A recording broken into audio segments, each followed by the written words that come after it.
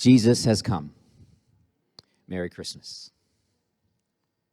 We usually save the thanks for after the service, but today I want to start with thanks. It seems to me to be appropriate in a Christmas message to start with being grateful. I want to thank all the kids for participating in our Christmas Day presentation. I have fond memories of being involved in Christmas pageants, let's call it, when I was a child. I was a great camel. People still talk about my performance.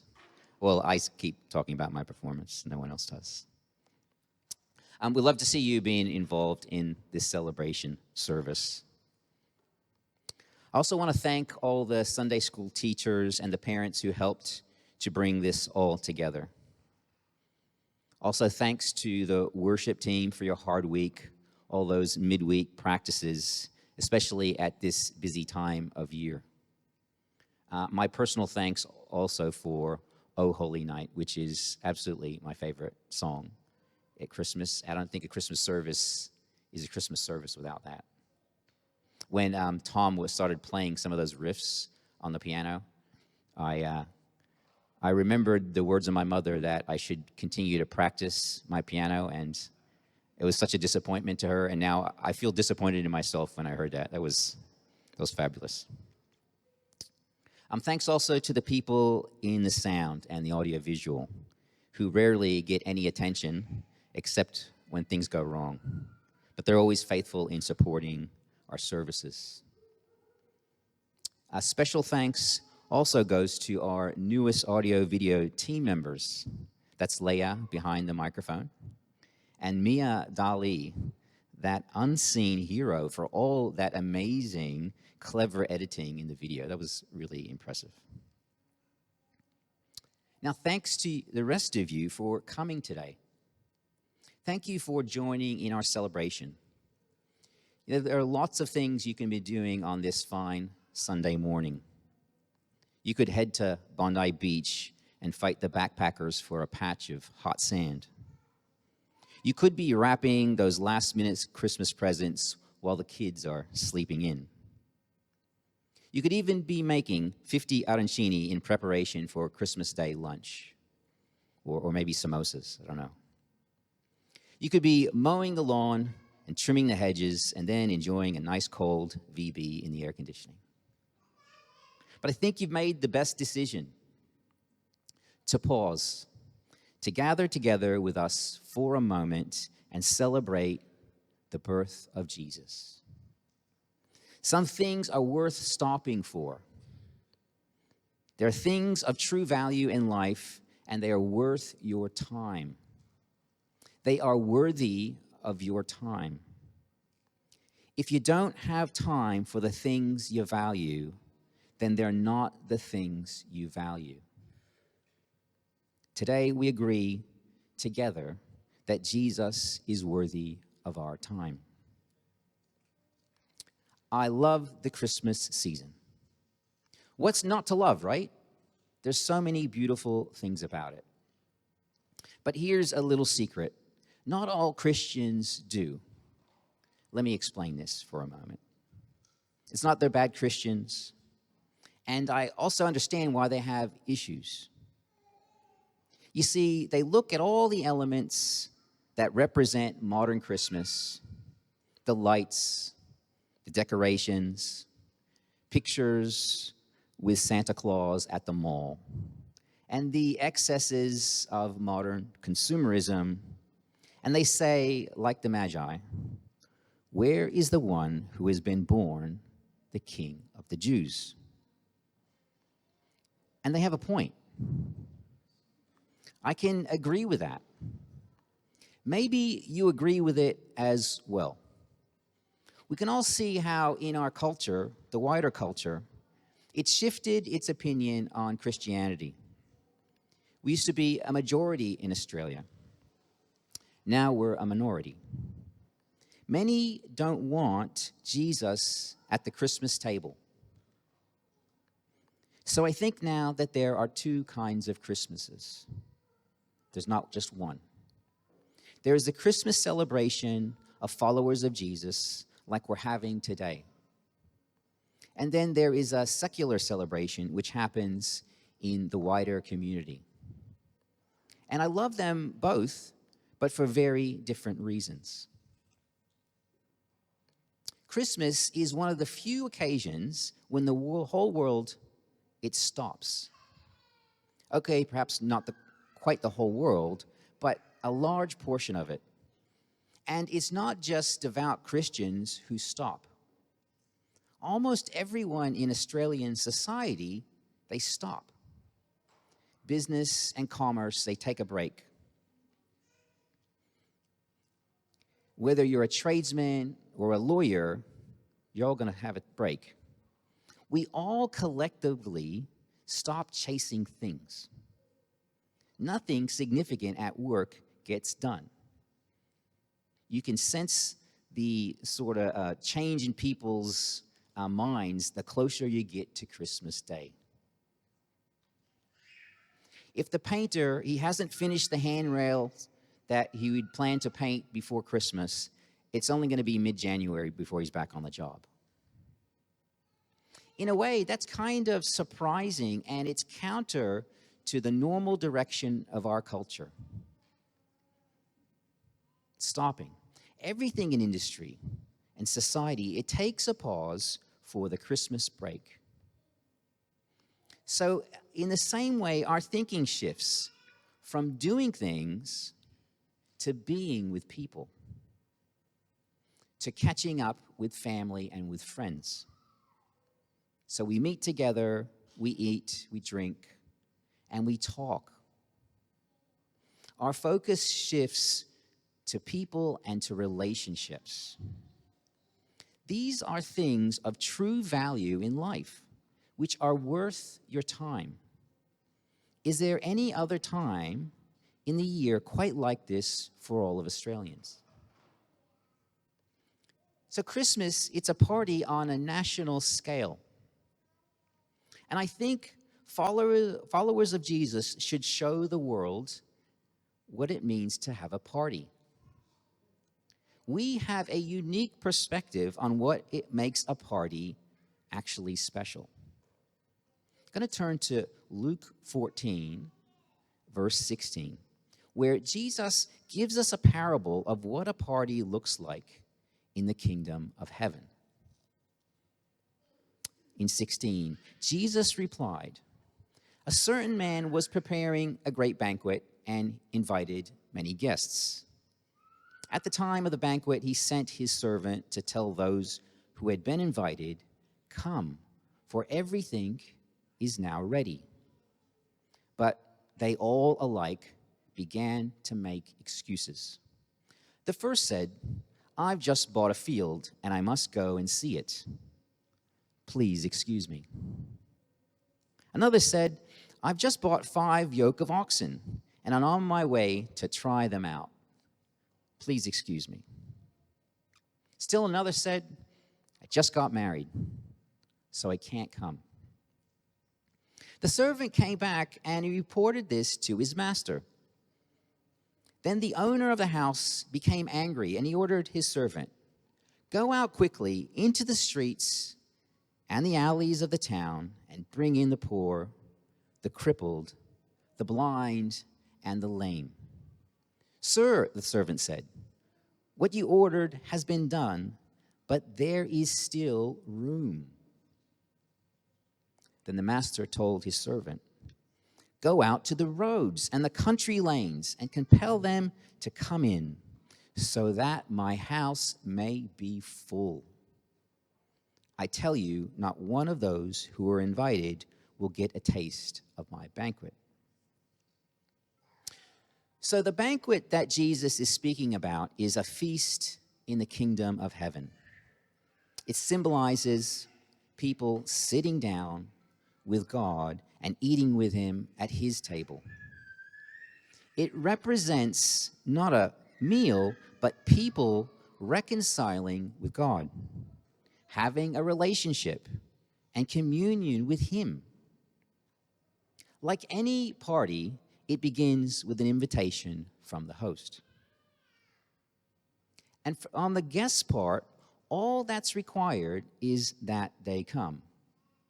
No need to bring a bottle of wine or dessert or a salad. Just bring yourself. Certainly, that's the best kind of invitation. But in this story, the first guests are just too busy to make it. If you don't have time for the things you value, then they're not the things you value. If you don't have time for the people you love, then they're not the people you love.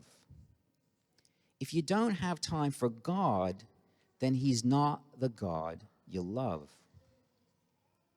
So in the story, the host widens his invitation, first to include the poor and the needy from the town. Then he sends out the servant to other people in the outlying areas of the town. So what are the lessons of the feast? Firstly, this isn't an ordinary party where numbers are limited and only those closest to the host are invited. At our house, we've worked out we can handle about 14 people sitting down in our dining room. Once it's above 14 people, we're going to have to push them outside. So then it depends on the weather and the rain. I think the most we've ever got is about 40, maybe 50 for a party. So that's an ordinary party. In this party, the host has more than enough room for everyone. So it means you don't need to be powerful or famous or rich or good looking to get an invite. You don't need to be related. You don't have to have a connection. You know, my cousin is a doorman. I can get you in. It's because the host wants everyone to come. The only limitation on his generosity is the amount of space at the feast. And there is more than enough room for everyone. In my Father's house, there are many rooms, says Jesus. In the kingdom of heaven, there is room for everyone. All that is required is a response to his invitation. So why don't some people respond to Jesus' invitation? Let's turn again back to John, and we're going to look at chapter 1, which we just heard earlier. So in John 1:1, it says, "In the beginning was the Word. The Word was with God, and the Word was God. He was in the beginning with God," he being Jesus. "All things came into being through him," Jesus. "And apart from Jesus, not even one thing came into being that has come into being. In him was life, and the life was the light of mankind.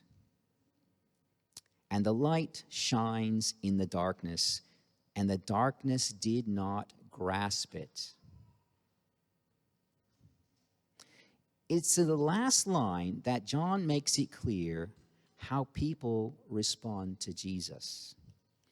He's using this metaphor of light and darkness, which is also how Jesus described his own work. So the darkness, it represents the absence of God's direction and wisdom in the world. Without the presence of God, his preserving grace, the world's in darkness. That is, the way that people interact with one another is like many people locked in a dark room. Everyone is doing their own thing in their own way with no ability to truly see what is right and what is wrong. Everyone has their own version of what is right. We bump into each other.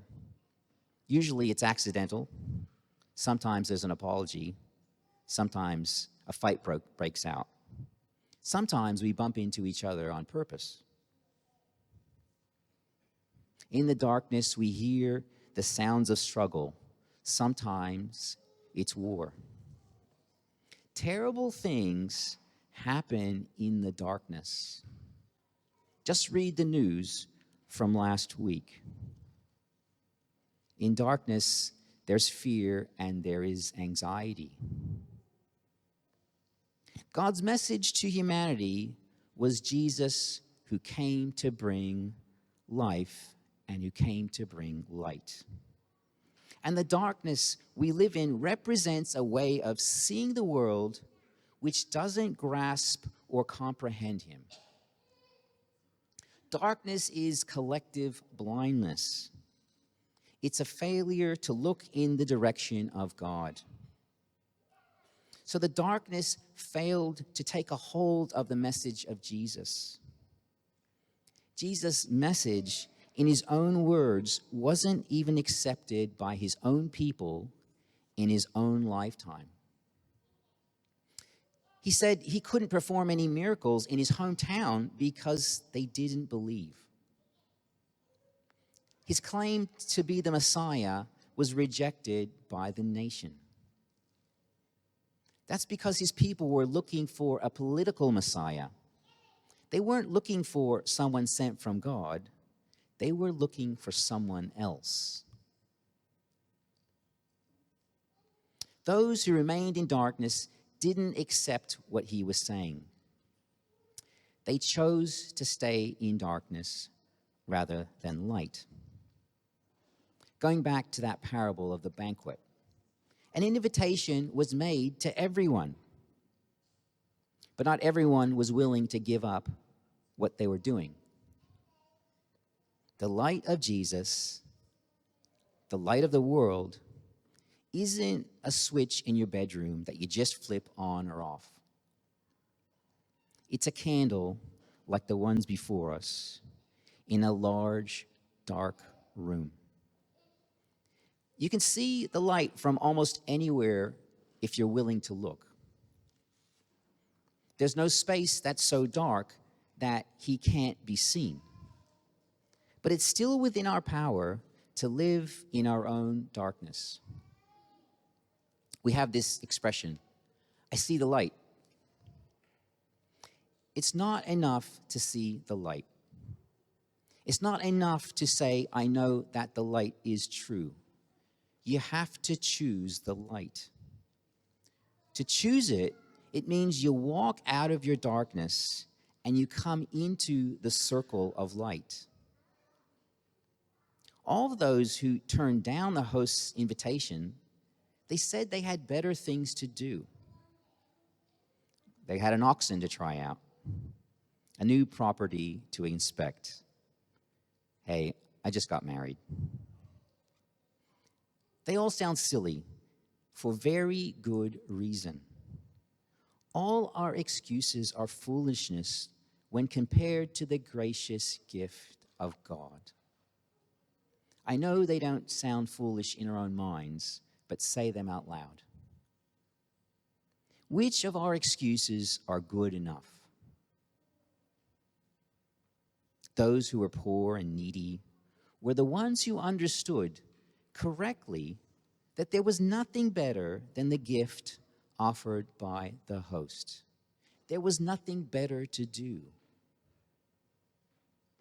This is why I'm thankful for this Christmas. Back to John, in verse 9, he says, this was the true light that coming into the world enlightens every person. He was in the world, and the world came into being through him, and yet the world did not know him. He came to his own, and his own people did not accept him. But as many as received him, to them he gave the right to become children of God, to those who believe in his name, who were born not of blood, nor of the will of the flesh, nor of the will of man, but of God. 2,000 years ago, Jesus came to this world to be its life and to be its light. The invitations were sent out, and the party has not ended. The invitations are still being sent today throughout the world. To everyone who's listening, here's the news. The true light has come. Come to the banquet of the Father. To as many as receive this invitation, come and sit at the table. Take your jacket off. Kick off your shoes. Stay a while. All you weary travelers, have a rest at the banquet table. Grab a plate, have a drink. Wherever you've wandered, wherever your journey has taken you, no matter how dark the place, you can find rest here and a home with Jesus. Leave your anxiety and your fears behind in the dark. Come into the safety and the comfort of the light. Come and be called a child of God. Let's bow our heads and pray.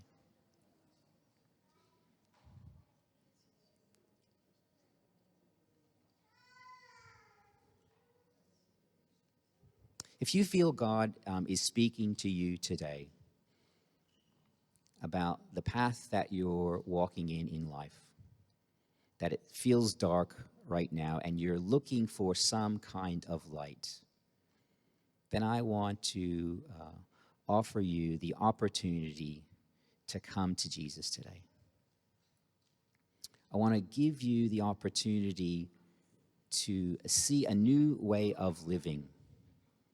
You may not understand that way right now, but when you walk with Jesus, he will show you the way. If that's you today, when all our heads are bowed, I'd like you to raise your hand, and I want to pray with you.